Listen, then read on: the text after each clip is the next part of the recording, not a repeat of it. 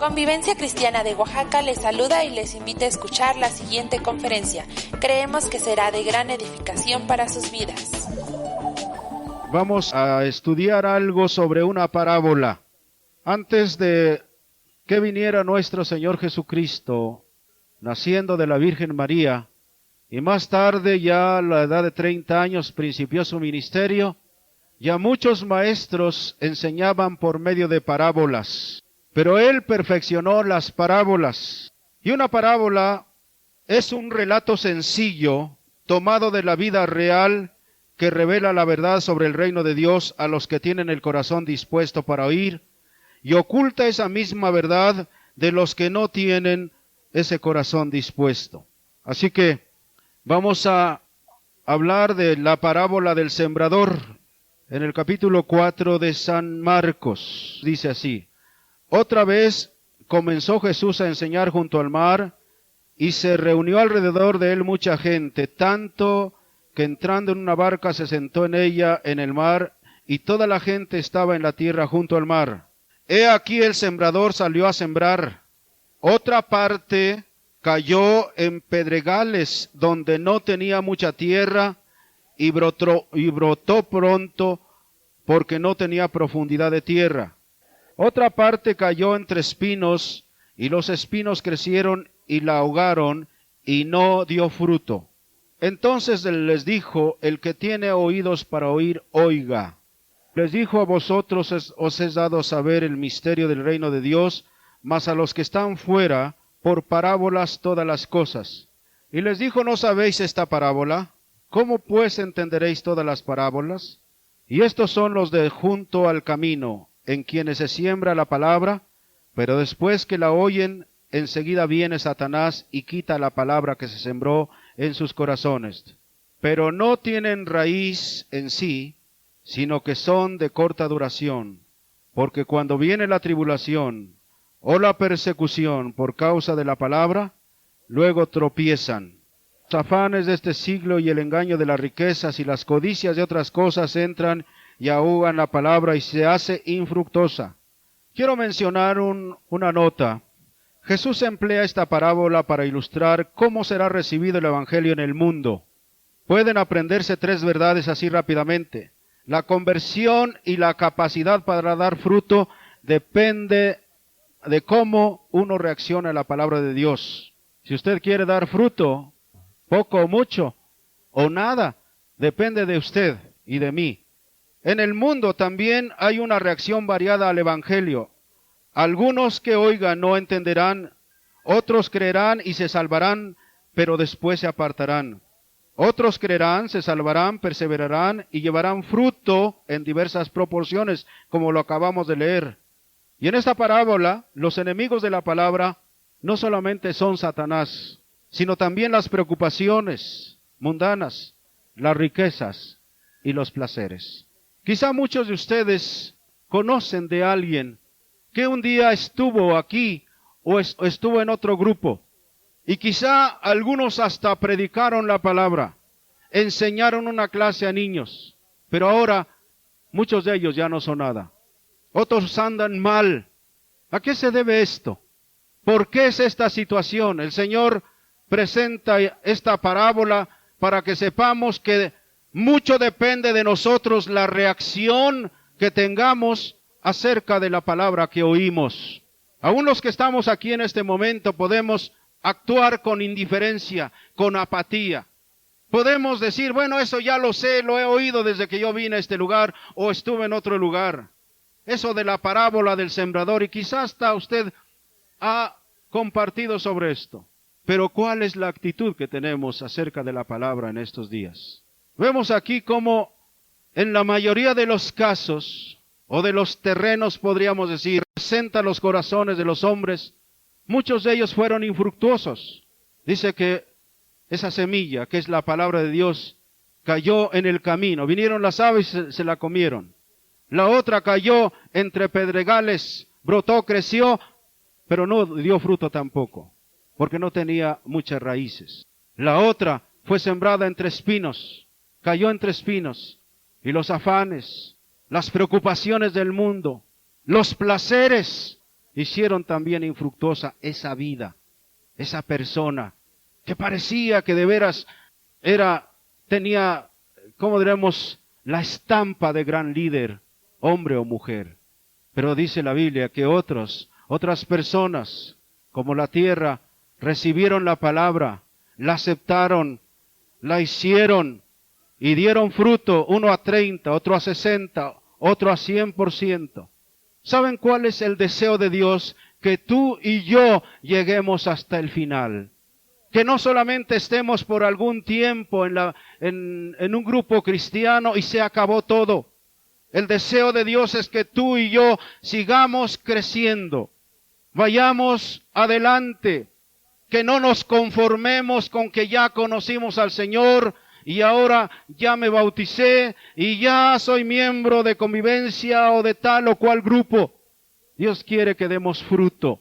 ¿Saben ustedes, en los grupos cristianos hay gente que son como la higuera, de la cual el Señor Jesucristo metió, hurgó, buscó en la higuera y no encontró un solo fruto? Solamente vio hojas. Y hay cristianos aquí, hay familias que posiblemente están en esa situación. Y hay una razón fundamental. Dice el versículo 17, pero no tienen raíz en sí, sino que son de corta duración, porque cuando viene la tribulación o la persecución por causa de la palabra, luego tropiezan. Una de las razones principales por las cuales una vida no permanece, no está estable, no sigue adelante, es porque no tiene raíz. Si vemos esta misma tesis en el capítulo 7 de San Mateo, lo veremos cómo el Señor Jesucristo presenta esta verdad de otra manera. Dice en el capítulo 7 de San Mateo, versículo 24, hablando de los dos cimientos: cualquiera que me oye estas palabras y las hace, le compararé a un hombre prudente que edificó su casa sobre la roca. Descendió lluvia y vinieron ríos y soplaron vientos y golpearon contra aquella casa y no cayó porque estaba fundada sobre la roca. Pero cualquiera que me oye estas palabras y no las hace, le compararé a un hombre insensato que edificó su casa sobre la arena. Y descendió lluvia, y vinieron ríos, y soplaron vientos, y dieron con ímpetu contra aquella casa, y cayó, y fue grande su ruina. Vean ustedes cómo nosotros estamos en un peligro. Y no hablo de un peligro de otra naturaleza más que de no alcanzar el objetivo por el cual Dios nos ha llamado. Yo dije hace un momento, hay hombres que ahorita están tirados a la vera del camino y que un día predicaron la palabra, hombres y mujeres. Otros fueron líderes de jóvenes, pero están allí arrumbados sin hacer nada, inservibles, infructuosos. ¿Por qué? Ya dije al principio, depende de la actitud que tengamos acerca de la palabra del Señor.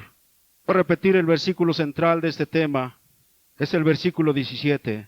Dice, pero no tienen raíz en sí mismos, sino que son solo temporales. Entonces, cuando viene la aflicción o la persecución por causa de la palabra, al instante se apartan. Aquí esta parábola está hablando del fundamento, como lo dice en San Mateo 7. Es decir, una casa es sostenida por el fundamento que tiene. Un árbol es sostenido por las raíces que tiene. Hace poco yo tuve que tumbar 2 árboles. Pedí a Ecología permiso, ya sembré 3 ahora en lugar de 2. Pero esos árboles no tuvimos el cuidado de podarlos y crecieron. Y cuanto más crecieron, más sus raíces las metieron. De tal manera que se metieron bajo del cimiento, botaron el cimiento, quebraron uno de los cristales, partieron la banqueta, la despedazaron. Pero esos árboles se sostenían por las raíces que tenían. En otras palabras, lo invisible sostiene lo visible. Si como cristianos no tenemos una vida cristiana honesta, sincera, verdadera, real, nuestra vida no va a ir muy lejos. Así que entonces Dios quiere que tengamos un fundamento o un sistema de raíces fuerte en el fundamento de nuestra vida cristiana. Y entonces tendremos permanencia y estabilidad en la fe que profesamos. Todos sabemos que las raíces son los órganos hundidos en la tierra, que le permiten al árbol absorber su alimento. Y las raíces también sostienen y estabilizan el árbol. Yo conozco a algunos que iban a grupos cristianos y nos hablaron y ahora ya no están. No tuvieron raíces, no profundizaron en la vida cristiana. No sé cuántos de ustedes han visto en el campo, cuando a veces el maíz está ya grande, cuando la caña ya es grande, a veces viene un viento recio y hay una tirazón, si lo podemos llamar así, de maíz. Bueno, el aire, el viento, hasta arranca árboles. Pero también he visto árboles que a veces, aún en vientos de 180 y 200, solamente están haciendo esto. Pero no se salen, debido a su sistema de raíces. Conozco árboles que se inclinan, casi se quiebran, pero ahí están de pie. Y saben que esto es lo que Dios quiere de usted y de mí.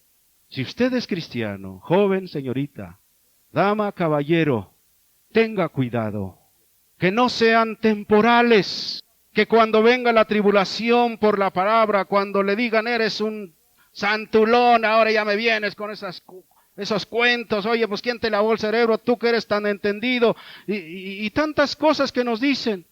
Oye, vente, pues no seas santulón, vente, vamos al pecado otra vez. De nosotros depende decir no. Como un día le dije a mi amigo, ¿sabes qué? Ya pequé tantos años, ya no quiero seguir pecando contra mi Señor. Y piensa de mí lo que te plazca. No me interesa. Porque me dijeron que era un maricón, ya porque no salía a las juergas con él. Dije, no me interesa. Yo sé quién soy ahora en Cristo. Y no me interesa. Así que entonces, que no seamos temporales como estos que cayeron cuando se levantaron los vientos de la aflicción o la persecución. Así que no solamente nuestras raíces nos darán vigor y alimento, sino también están allí para sostenernos en los tiempos difíciles, como dice, hablando el Señor Jesucristo de los dos fundamentos de las casas. Una fue edificada sobre la arena, vinieron los vientos, vino en palabras sencillas, el periodo de la prueba y cayó. Grande fue su ruina. Pero otra, la que fue edificada sobre la roca, ¿cuánto trabajo costó para edificar esa casa? Pero cuando vino el viento, las tempestades y todas las inclemencias del tiempo, esa casa prevaleció. Así que Dios quiere enseñarnos, sobre todo en estos días, en los que estamos viviendo en este mundo que nos espanta a veces. Cristo dijo en San Mateo 7, 24 al 27, que vendría el día de la prueba, como nos va a llegar a algunos. No quiero asustarlos, sino simplemente quiero que estén pendientes. Hay algunas personas que están en la prueba ahorita. Hay mujeres que están en la prueba. Hay hasta caballeros que están en la prueba. En sus trabajos, en sus negocios, en una serie de cosas. El fundamento de una casa, igual que el sistema de raíces de un árbol, tiene que ser fuerte y seguro para que soporte el día de la prueba y la aflicción. ¿Qué es lo que hace la diferencia en estas cosas? Si usted analiza la parábola del sembrador y analiza la enseñanza de Cristo de los dos fundamentos, dice que lo que hace la diferencia en estas cosas no es oír la palabra, no es saberla, no aprenderla de memoria, no es recitarla, sino obedecerla. ¿Estamos de acuerdo? Dice, el que oye la palabra y la hace, le compararé al hombre prudente que edificó su casa sobre la roca. Pero también dice, pero aquel que oye la palabra y no la hace, le compararé al hombre insensato que edificó su casa sobre la arena. Y vino el día de prueba y se fue abajo. Dios quiere advertirnos algo, que echemos raíces, que profundicemos. Creo que Dios nos ha estado exhortando a edificar nuestras casas espirituales y a permitir que las raíces en nuestras vidas personales se profundicen de tal manera que podamos permanecer firmes en el día de la prueba y de la aflicción. ¿Saben por qué? Porque de nosotros depende. Así pensó Abraham. Señor, aquí está mi hijo, tú me lo pediste, mi único hijo, y te lo voy a dar, porque tú eres capaz de levantarlo de entre los muertos. ¡Qué fe! Él creyó a la palabra del Señor. Él confió lo que Dios dijo en su palabra. Dios nos ha estado exhortando, como dije, para edificar nuestras vidas espirituales, para meter más nuestras raíces y estar firmes en el día de la prueba. Muchos de nosotros ni siquiera sabemos la persecución que muchos de nuestros hermanos en la fe están pasando en diferentes partes del mundo. Hay hombres y mujeres que están presos por su fe.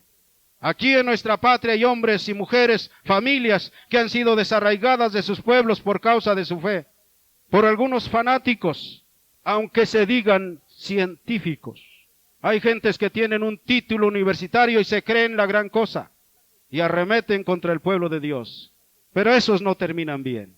Yo he visto a través de mis años hombres que han atentado contra la vida de los creyentes, o los han matado o están siendo perseguidos. Los he visto con mis ojos, he oído con mis oídos cómo han terminado mal aquellos que han perseguido a los hijos de Dios.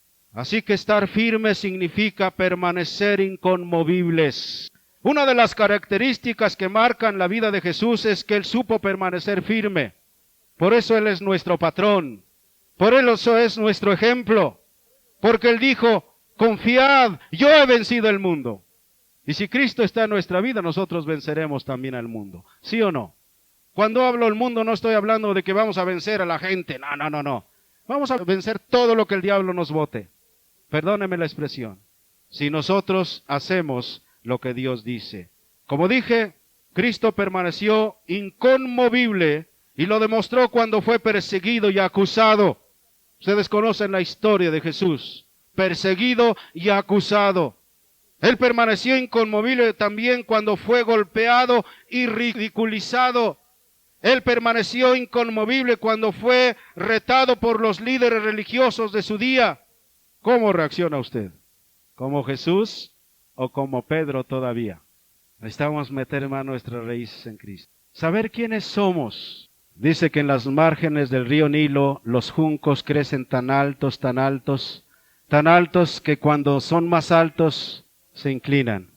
Y a veces cuando ya Cristo ha tomado más posesión de nuestra vida, en lugar de levantarnos, somos más sencillos, más humildes. Aunque a veces aparezcamos como bobos, como tontos. ¿Ustedes creen que Cristo no podía, dijo una ocasión, pedir a mi Padre 12 legiones de ángeles y que acaben con todos mis enemigos? Tengo poder para decirle a mi Padre eso. ¿Cuántos de nosotros somos como los Boanerges? Señor, que caiga fuego del cielo sobre estos perseguidores y que los maten y que queden hechos chicharrón. ¿Cuántos a veces reaccionamos así? Pero veamos a nuestro Señor Jesucristo. Por eso el pueblo israelita no lo aceptó, que su Mesías fuera como un cordero. Por eso lo rechazaron y lo llevaron a la cruz. Pero Él es nuestro ejemplo. Ahora, yo no les voy a decir que ya de hoy a mañana usted va a ser así. ¿Cuánto le ha costado Dios para que me vaya forjando mi carácter? ¿Ustedes cuánto creen que llevo de tiempo? A veces tiene que meter sus manos profundas y sacar una raíz ahí. Señor, espérate tantito, Señor. Ten misericordia, Señor. Y nos cuesta, pero bendita obra de Dios. Así que, ¿cuántas veces hemos sabido de cosas que se dicen de nosotros o que hablan de nosotros y hemos saltado sobre la mesa y hasta hemos sentido el deseo de agredir físicamente? ¿Cuántas veces, al igual que Pedro, hemos reaccionado violentamente y nos hemos querido justificar? La verdad es que nuestras raíces no son profundas y no hemos podido permanecer firmes como el Señor ante la presión, la persecución o la calumnia. La persona que conoce bien su identidad permanecerá inconmovible en la confrontación. No importa lo que hagan otras en situaciones delicadas. Ella mantendrá su paz porque tiene una raíz fuerte. Sabe lo que es y permanece firme. No importa cuánto vociferen y desvaríen contra ella. Quiero decirles, la firmeza no es obstinación ni resistencia violenta, es permanecer inconmovible como lo hizo Jesús. Y la única manera de lograrlo es teniendo una raíz profunda o un fundamento también profundo como habla San Mateo, recogiendo las palabras de Cristo. Se notará cuando aún los aduladores nos digan, oh, no hay nadie como tú, hombre. Oh, no, has predicado como un ángel. Pero hay aduladores. ¿Cómo reacciona usted cuando le dice, oye, no hay nadie como tú? Acéptelos, pero no se infle. O también cuando van a lo otro, es un hereje, eres un engañador, que nada lo conmueva. ¿Cuántas cosas se han dicho de convivencia cristiana? Algunos han dicho que aquí no estamos haciendo bien las cosas, que estamos con herejías. Mientras yo exalte el nombre del Señor y predique su palabra, estamos en lo correcto. Vamos al asunto. ¿Cómo echar raíces? ¿Cómo echar raíces? ¿Cómo profundizar en nuestra vida cristiana? ¿Cómo poder poner fundamentos en nuestra casa espiritual de tal manera que cuando venga la prueba estemos allí de pie? En primer lugar, debemos determinar que cada uno de nosotros somos responsables de desarrollar nuestras propias raíces o nuestro propio fundamento. No hay nadie que lo va a hacer por nosotros. Tú y yo tenemos la responsabilidad. Si queremos permanecer firmes en el día de la prueba, necesitamos tú y yo buscar la manera de profundizarnos en la vida cristiana. Que no nos digan, lee la Biblia, ora, ayuna, vive la vida cristiana. Que no necesitemos eso, que nosotros nos propongamos cada uno de buscar a Dios. Que ni la esposa allí te esté fastidiando. Tienes que orar, tienes que leer la Biblia, tienes que ir a las reuniones, tienes que estar allí. No, tú decídelo, tú determina. Porque hay esposas que son como cuchillito de palo, ¿verdad? Pero también hay esposos, hay padres que están con sus hijos. Ora, ayuna. Yo conocí a un maestro torpe allá en Ixtacalco, donde yo conocí al Señor. Digo torpe porque cuando los niños se portaban mal, traía arenita en una bolsita y les regaba allí la arenita y dice, hínquense, de castigo. Imagínense los niños cuándo iban a querer de Cristo después. Imagínense que aquí le hiciéramos así a los adultos y a las damas. Y a los jóvenes también, ¿verdad? Pero no es así. Es la decisión de cada uno, de usted, dama, de usted, caballero, que usted se decida a profundizar. Miren, a veces me dicen, es que yo no tengo tiempo de leer la Biblia, no tengo tiempo de orar, no tengo tiempo de ir al edificio. Ore en su carro. Yo a veces subo los cristales y voy orando en lenguas, voy gritando, voy atacando al enemigo y nadie me oye. En todo tiempo podemos orar, caballeros y damas, en todo lugar. Eso es lo maravilloso de nuestra fe, que no necesitamos estar aquí, si no podemos. Pero si podemos, vamos a estar porque es mucho mejor. Pero en el periódico, allí podemos orar. En la oficina, allí en el tribunal agrario, allí podemos orar. Como actuarios, allí en nuestro escritorio podemos orar. Allí sacándole las muelas, allí a los pacientes, podemos estar orando. Cuando hablo de la vida de oración, no necesitamos estar aquí ni siquiera 2, 3, 4, 5 horas. Pero podemos estar orando en todo lugar, en todo tiempo, casi hasta comiendo. Usted y yo tenemos que venir personalmente delante de Dios y confesar, Señor, no importa lo que mi comunidad pueda hacer para sostenerme, no importa lo que el liderazgo sea capaz de hacer para apoyarme y fortalecerme, o no importa lo que mi esposo, mi esposa y demás familiares hagan para alentarme, reconozco que solo yo soy responsable delante de ti de desarrollar mis raíces firmes en tu reino. Soy yo el que tengo que decidir. Quiero enfatizar que nadie lo va a hacer por usted y por mí. Jóvenes, apréndanlo bien. Nadie lo va a hacer por ti. Caballeros, nadie lo va a hacer por ti. Tú eres la única persona que va a decidir hacerlo. La predicación, la enseñanza, las exhortaciones o la presión de otros no desarrollarán sus raíces. Usted mismo tiene que hacerlo. La raíz o el fundamento es la parte que no se ve. El gran rey David dijo en el Salmo 51, he aquí, tú amas la verdad en lo íntimo. He aquí, tú amas la verdad en lo íntimo. ¿Saben qué? Necesitamos cuidar nuestra vida íntima delante de Dios. Nosotros podemos estar aquí y hasta levantar las manos y aparecer como santos. Pero ¿qué es nuestro mundo interior? ¿Qué pensamos? ¿Cuántas cosas están anidadas en nuestra mente? Cuídense, jóvenes. Cuídense de la pornografía. Cuídense de tanta porquería en la televisión erótica. Ustedes se quedan viendo eso y a rato están anidadas las imágenes en su mente. De tal manera que está usted leyendo la Biblia y ahí está la imagen. Y allí está la imagen. Yo le he pedido a Dios, Señor, que no se aniden imágenes inmundas en mi mente. Y he batallado a veces. Simplemente al pasar por los puestos de periódico, he visto a jóvenes que se graban. Tengamos cuidado, nuestro mundo interior, cuidémoslo, eso lo conoce Dios. Nadie lo sabe, ni la esposa ni el esposo, ni los padres lo conocen, solamente Dios. Cuidemos nuestro mundo interior. Dice David, tú amas la verdad en lo íntimo. Todo individuo tiene su parte invisible que solo Dios conoce. La comunidad lo ignora. Al pastor se le pierde de vista. A su esposa, a su esposo, a los demás miembros del grupo. Por eso es que su desarrollo depende de cada uno de nosotros. Solo Dios puede ver nuestras raíces. Así que usted es responsable. Yo soy responsable de mi vida. No le eche la culpa después a la esposa. Es que tú... No. Usted ya no le eche la culpa a Eva. Adán. ¿Me explico? Porque desde que se inventaron los pretextos desde Adán, pues ya nadie tiene la culpa, ¿verdad? No, pues ella, no, pues él, no, pues fulano, no, pues el líder, ni me saluda, ni allá voy a convivencia y ni siquiera nadie me habla. En segundo lugar, usted debe desarrollar su propio conocimiento de Dios. Otros le llamarían su propia teología.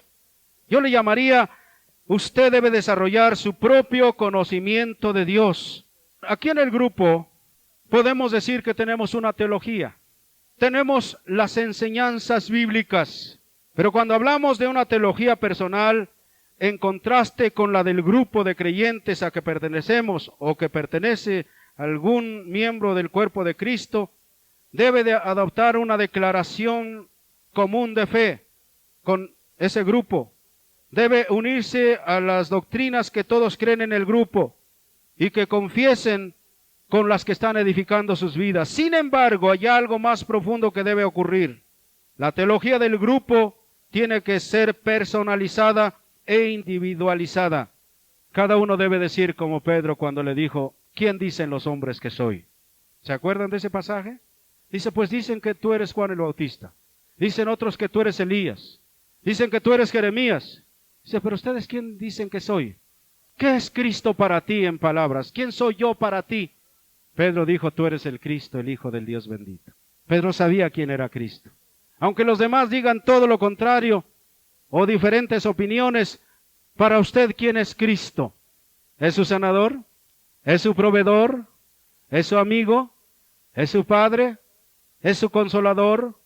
¿Es su pronto auxilio en las tribulaciones? ¿Es su ayuda oportuna? ¿Es aquel que le tiene paciencia todas las veces que usted va con sus rollos? Pues eso quiere Dios, que cada uno de nosotros desarrollemos ese conocimiento personal, de tal manera que Pablo en la segunda carta a Timoteo dice, yo sé en quién he creído, porque algunos dicen, bueno, yo tengo fe como en el mundo, yo oía que decían, bueno, yo tengo fe, ¿fe en qué? Bueno, la fe que tiene mi compadre. ¿Y qué fe tiene tu compadre? Pues no sé, pero yo creo en lo que él cree. No, aquí vamos a creer lo que nosotros hemos vivido con el Señor. Es necesario que cada persona confiese individualmente sus creencias y convicciones. Yo conocí a una persona que decía, ay, es que ahora me siento fea, me siento mal. Pues esas eran sus convicciones. ¿Qué dice la palabra? Diga el débil, fuerte soy. El enfermo, Señor, ya fui sanado por tus llagas. ¿Está desarrollando ese conocimiento usted con Dios? De tal manera que puede decir, Señor, tú eres mi sanador, estoy así, pero tu palabra dice esto y esto y esto y esto. Desarrolle ese conocimiento. Si usted tiene necesidades económicas, desarrolle ese conocimiento. Uno de los peligros sutiles de la vida en comunidad es que el individuo adopte las normas y las convicciones colectivas y dependa de ellas a tal extremo que descuide su propia teología o conocimiento personal. Si esto sucede, sus raíces no se desarrollarán. Pero cada uno de nosotros, si queremos desarrollar nuestras raíces, tenemos que también aprender a confiar individualmente en Dios para todas las cosas. Quiero decirles en palabras sencillas, Dios es un Padre bueno. Entre todos los patrones que yo he tenido en el mundo, el mejor patrón es Dios. Entre todos los padres, el mejor padre es Dios. Así que necesitamos desarrollar nuestro propio conocimiento de Dios, ¿verdad? Que no sea depender de la esposa, de las convicciones de la esposa o del esposo, ¿verdad? Sino que cada uno de nosotros desarrolle eso. Tiene que ser lo que usted mismo haya aceptado y tomado como su propia teología personal. En tercer lugar, está muy relacionado con el segundo. Usted debe estar dispuesto a comparecer solo ante Dios. Si no está la esposa o el esposo, usted comparezca delante de Dios. Usted vaya delante de Él nada más. Usted busque al Señor. Si la hemos regado, perdóneme la expresión, vamos a reconocerlo delante de Él. Señor, perdóname. Reconozco que yo soy el culpable y entonces usted podrá ir adelante y no echar la culpa a la comunidad por lo que realmente es su propia falta. En cuarto lugar y el último, debemos estar dispuestos a sufrir. Ah, carambas, aquí ya como que ya no está muy bien, ¿no? No que la vida cristiana era color de rosa y la vida como en el mar que es más sabrosa. ¿Cómo que ahora que debemos estar dispuestos a sufrir? Muchas veces tendemos a ver el sufrimiento como algo que se debe evitar, rodear y solo experimentar brevemente. Pero ¿qué de las pruebas que Dios permite? Abraham, a la edad de 100 años, tuvo un hijo. Sara tenía 90. Y cuando ya el niño era grande, un día le dijo, Abraham, quiero que me des a tu hijo, a tu único hijo, que me lo ofrezcas allá en sacrificio. Qué tremendo, ¿verdad? En Isaac iba a cumplirse la promesa que Dios le había dicho a Abraham. Dicen, ti serán benditas todas las familias de la tierra. Te daré hijos como las estrellas, como la arena del mar. Y ahora Dios se lo está pidiendo. Y ustedes conocen la historia. Abraham no se rehusó, sino preparó la leña, enalbardó sus asnos, llevó a sus criados, llevó el cuchillo, llevó todas las cosas. Y cuando llegaron a cierto lugar, dice la Biblia, que le dijo a sus criados, quédense aquí, yo voy a ir con el muchacho más arriba. Y le dijo, hijo, cárgate la leña. La leña era para ofrecerlo en sacrificio. Y dice que llegó a Abraham y preparó el altar, acomodó la leña, acostó al niño allí, y cuando cogió el cuchillo para degollarlo y ofrecerlo en sacrificio, oyó la voz del Señor que le dijo, no lo hagas, ahora sé que me temes. No lo hagas, ahora sé que me obedeces. Ahora sé que me prefieres más a mí que al don que te he dado. Abraham había dicho, cuando el niño le preguntó, papá, ¿y a dónde está el sacrificio que se va a ofrecer? Dice, Dios va a proveer. En ese momento Dios estaba cumpliendo su palabra. Dios proveyó. Dice que cuando le dijo, voltea atrás, y vio allí a un carnero atorado en un zarzal. Dios proveyó. A veces hay cosas como esas. Dios nos prueba. Satanás nos tienta, esa es la diferencia. Satanás nos tienta para sacarnos del camino. A veces Dios permite ciertas pruebas, como en este caso. Pero Dios va a cumplir su palabra. Así que entonces, ¿estamos dispuestos a aceptarlas para determinar nuestra perseverancia en Dios? La vida cristiana no todo es color de rosa. Hay días en que nos serán quitadas algunas cosas, pero tenemos que decir, Señor, yo sigo adelante, porque te amo a ti. Y ustedes verán que Dios va a cumplir todas sus promesas, como las cumplió con Abraham. Hasta ahora somos producto del pacto que Dios hizo con Abraham. Nosotros somos el fruto del pacto que Dios hizo con Abraham. Cuando Dios sacó al pueblo de Israel de Egipto, era en cumplimiento al pacto que Dios había hecho con Abraham. Y nosotros ahora somos el fruto del pacto que Dios hizo con Abraham. En ti serán benditas todas las familias de la tierra. Usted y yo somos benditos. Así que entonces podremos enfrentarnos al sufrimiento y a la persecución y al abuso de las personas. Podremos perseverar con firmeza y recibir lo que Dios tiene en todo esto. No olviden lo que dice San Pablo: los que aman a Dios, todas las cosas les ayudan a bien. Permanezca firme.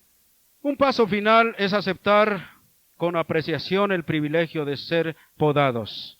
También hay tiempo de poda, y es para que haya frutos más excelentes. ¿No es cierto que alguno de ustedes, cuando tiene una parra y van y ven las frutas y se lo comen, ¡ish! Ácido?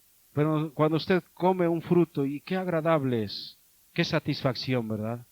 A veces los árboles frutales, sobre todo, tienen que ser podados para dar excelentes frutos.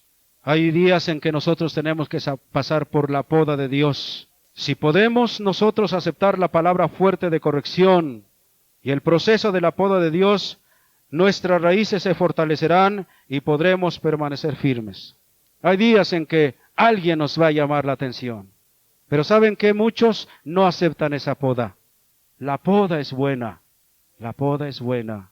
Recuerden, con todo el respeto y sé mi identidad, y ojalá que lo dijera otro, soy una autoridad delegada de Dios. Y si alguna vez le llamo a alguien o a un líder, acepte la poda. Es para su bien.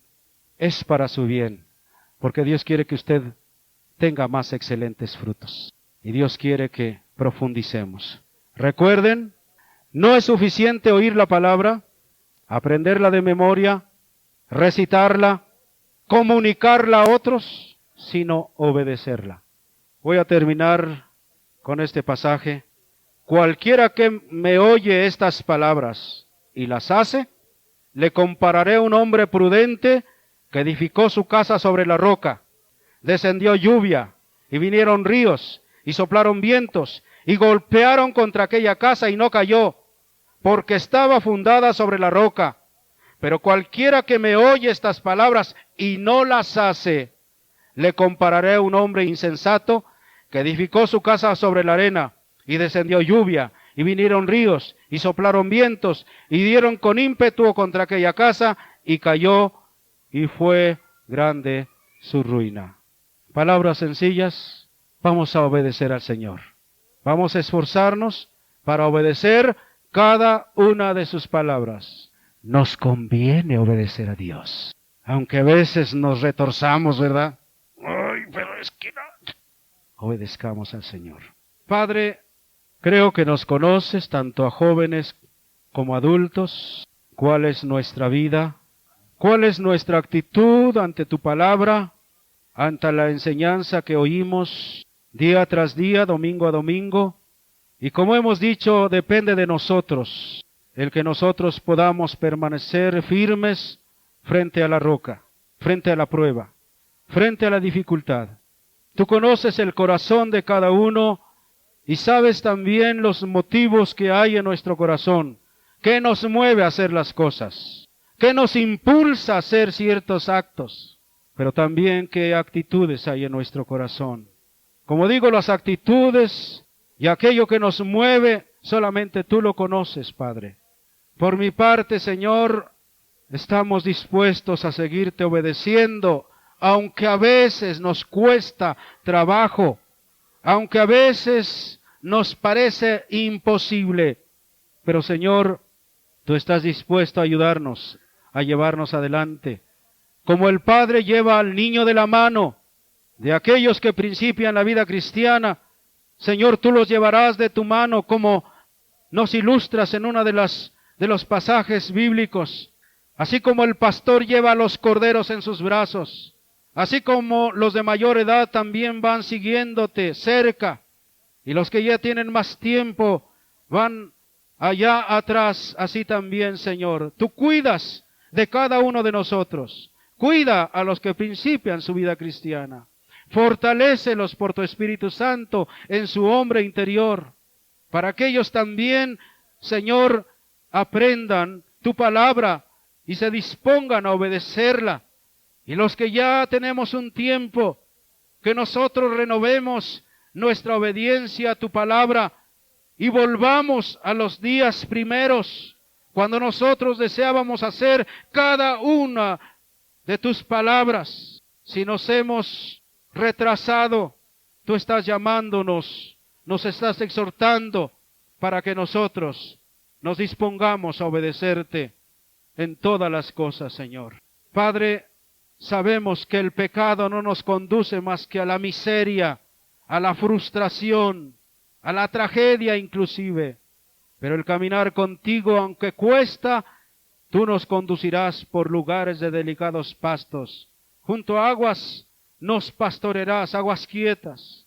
Confortarás nuestras almas, nos ungirás con aceite y nos llevarás adelante. Padre, yo te pido una vez más por toda esta congregación, que tú bendigas cada día más y más a este grupo. Que cada familia sea bendita en este momento. Que cada hombre, cada mujer, cada uno de sus hijos sean benditos. Que aún sus bienes sean benditos, Padre. Que todo sea bendito en ellos, Padre. Pero la bendición mayor será cuando cada uno de nosotros, Señor, te obedezcamos. Gracias a ti, Señor. En el nombre de Jesús. Esperamos que te haya edificado este mensaje. Síguenos en nuestras redes sociales. Dios te bendiga.